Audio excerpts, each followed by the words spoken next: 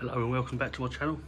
So today I'm going to be doing an oil change on the Big Z.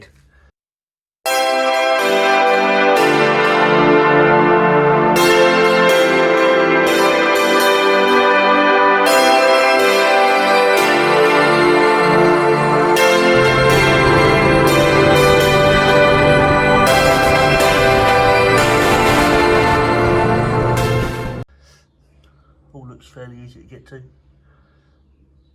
The equipment you're going to need for this job is obviously, first of all, your oil.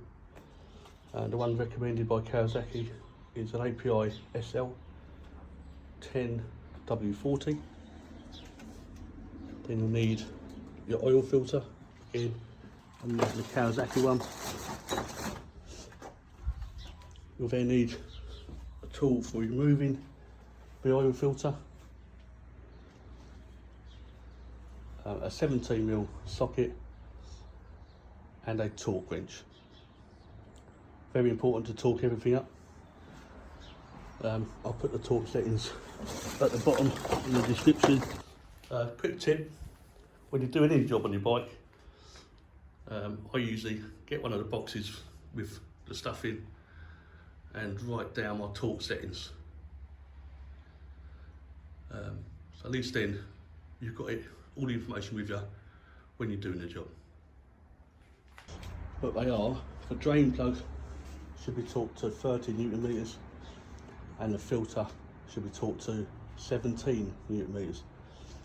And the oil capacity when you're changing the oil filter is 4.2 litres.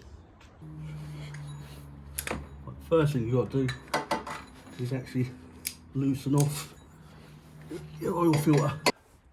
Right, when I come to edit the video, I noticed that it was quite dark and you couldn't really see what I was doing. So I'm sure you don't want to watch me laying under a bike for 10 minutes. So I thought I'd come back and show you a close-up, better view of exactly what I did.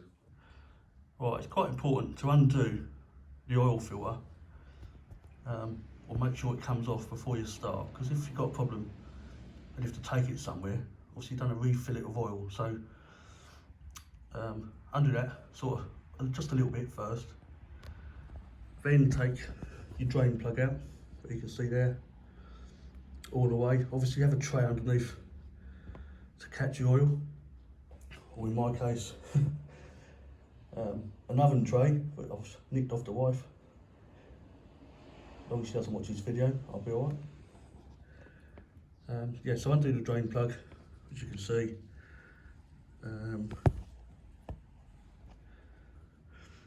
There's a little squash washer on there which should come with your oil filter. You're supposed to change that every other time. I changed it because it was actually stuck on the bolt, so I had to get a pair of mould whips and wind the bolt off. And then obviously just replace your oil filter and refill with oil. Once you've refilled it with oil,